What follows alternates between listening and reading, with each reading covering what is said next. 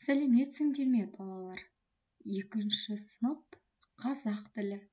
1-ші бөлім. 2-ші тоқсан. Балалар, 37-ші сабақ. Сабақтың тақырыбы мәтін дегеніміз не? Балалар, әр сабақта бір мақалдан сөздік қорымызға қосып отыратын боламыз. Олай болса, бүгінгі мақал мәтеліміз білімнің басы бейнет, соңы зейнет. Осы мақалды жаттап естен шығармаймыз. Олай болса, балалар, біз жаңа тақырыппен таныспас бұрын өткен сабақты бір еске түсіріп жіберейік. Дауыссыз дыбыстар 3-ге бөлінеді. Үнді, ұяң, қатаң. Дауыссыз дыбыстарды жаттап аламыз. Бүгінгі тақырыбымыз мәтін дегеніміз не? Олай болса, мына мәтінді оқиық. Ақ аю солтүстік мұзды мұхитының жағалауын мекендейді. Тығыз жүні, терісінің қалың майы, оның сауысқан суықтан қорғайды. Ол өте сақ әрі көреген. Жемтігін алыстан сезеді. Ақ аю судар ақса еркін жүзе алады. Ал жемісін де сол судан табады. Олай болса, бұл мәтінді балалар біз талдап көрейік. Осы сұрақтарға дұрыс жауапты белгілейік. Ақ аю қайда мекендейді екен? Мәтінге назар аударайық. Ол қайда мекендейді екен? Солтүстік мұзды мұхитында мекендейді екен. Өте тамаша. Ақ аюдың жүні қандай екен? Ақ аюдың жүні тығыз болады екен. Өте тамаша. Ақ аюды суықтан не қорғайды? Денесінен тырнағы ма, жүні мен терісі ме, басы мен аяғы ма? Суықтан қалың майы мен терісін тығыз жүні қорғайды екен. Олай болса, бұның дұрыс жауабы жүні мен терісі. Ақ аю қандай жануар? Қорқақ па, аңқау ма, сақ көреген ба? Қандай? Ол өте сақ әрі көреген жануар екен. Өте тамаша. Ақ аю суда қалай жүзеді? Қалай жүзеді екен, балалар? Кәне, ол суда жақсы жүзеді екен. Ақ аю азығын қайдан табады? Кәне, мәтінге назар аударайық.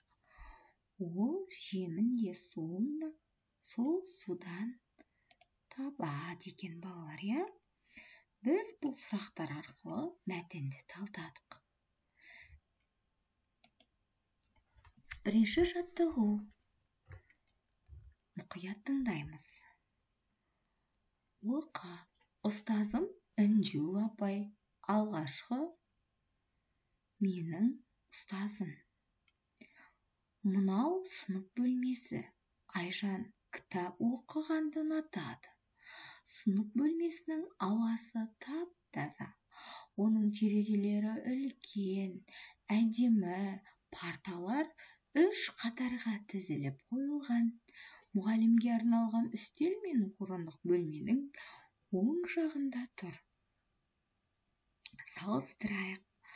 Қай бөлікте сөздер берілген? Әрине, 1-ші бөлікте. Ұстазым, Інжу апай, алғашқы, менің деген бұл тек қана сөздерден құралған. Қандай сөйлемдер мазмұны жағынан байланыспаған? Балалар, мынау сынып бөлмесі. Айжан кітап оқығанды ұнатады. Бір-бірімен байланысып тұр ма? Ұстазым, Інжу апай, алғашқы, менің деген сөздер бір-бірімен байланыспаған. Әрине, бұлар үтір арқылы байланыспаған сөздер тек қана. қай сөйлемдердің орнын ауыстырып айтуға болмайды? Неліктен? Балалар, мысалы, бірінші. Айжан кітап оқығанын ұнатады. Мынау сынып бөлмесі деп сөйлемдердің орнын ауыстырсақ, бір-бірімен байланыса ма? Әрине, байланыспайды. Мәтін, балалар, бұл сөйлем бір-бірімен байланысқан және оқиға басынан аяғына дейін толық баяндалатын шығарма десек болады. Мәтінді, балалар, көшіріп жазайық. Соңғы бөлікте мәтін берілген. Мәтін құрамындағы сөйлемдер мазмұны жағынан өзара байланысқан. Балалар, бұл соңғы 3-ші бөлігінде ғана мәтін. Мәтін бірнеше сөзден, сөйлемдерден құралады. Және ол бір-бірімен байланысқан болу керек. Ал бірінші және екінші бөлім. Бірінші бөлімде тек сөздер, екінші бөлімде тек қана 2-ақ сөйлем. Мәтін 2 немесе одан да көп сөйлемнен бір-бірімен байланысқан болу керек. Осыны есте сақтайық. Екінші жаттығу. Сұрақтарға жауап бер. Сыныпта қанша оқушы бар? Оның нешеуі ұл, нешеуі қыз? Сыныптастарыңның бір-бірімен тату ма? Жазылған жауаптың мәтін болып шықты ма? Мәтіннің не туралы? Мәтіннің мазмұнына сәйкес келетін тақырып таңда. Біздің сынып деп, немесе тату сынып. Әрине, біз сұрақтарға жауап берсек, мәтін құралады. Ол мәтінге сәйкес келетін біздің сынып. Мәтіннің тақырыбы болады. Ол мәтіннің тақырыбы мәтін бөлігімен байланысқан болу керек. Үшінші жаттығу. Мәтін тақырыбына сәйкес келетін бөлікті тауып, оны түсініп оқы. Сабақ сөзі нені білдіреді? Сынып оқушылар сабақтан қалмайды. Олар білім құмар балалар. Сабақ сөзі араб тілінен енген. Ол таңертең дегенді білдіреді. Сондықтан сабақ көбіне таңертең басталады. Балалар, алғашқы 2 сөйлем бірінші бөлік, одан кейін екінші бөлік деп алатын болсақ, қай бөлігі сабақ сөзі нені білдіреді деген тақырыпқа сәйкес келіп тұр? Әрине, екінші бөлігі. Себебі тақырып пен мәтін бір-бірімен тығыз байланысқан болу керек. Біздің тақырыбымыз сабақ сөзі нені білдіретінін сұрап тұрса, ал мәтін сол сабақ сөзі қандай мағынаны білдіретінін айтылып тұр.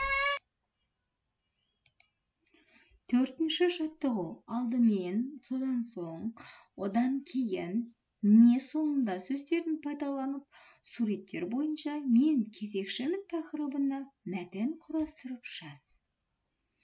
Балалар, мәтін мазмұны жағынан өзара байланысқан 2 не одан да көп сөйлемдерден құралады. Мәтін құрамындағы сөйлемдер ортақ тақырыппен біргеді. Шығармашылық үзіліс. Мұғалім саған түрлі түсті қағаздан гүл жасап әкелуді тапсырды. Сен гүл жасау үшін алдымен, содан кейін, не соңында не істейсің? Гүлді қалай жасаймын? Тақырыбына мәтін құрастырып жаз. Маған мұғалім гүл жасауды тапсырды. Алдымен гүлді, түрлі түсті қағаздарды таңдадым. Содан соң ары қарай жалғастыр. Балалар, осымен бүгінгі сабағымыз аяқталды. Келесі сабақта кездескенше сау болыңдар.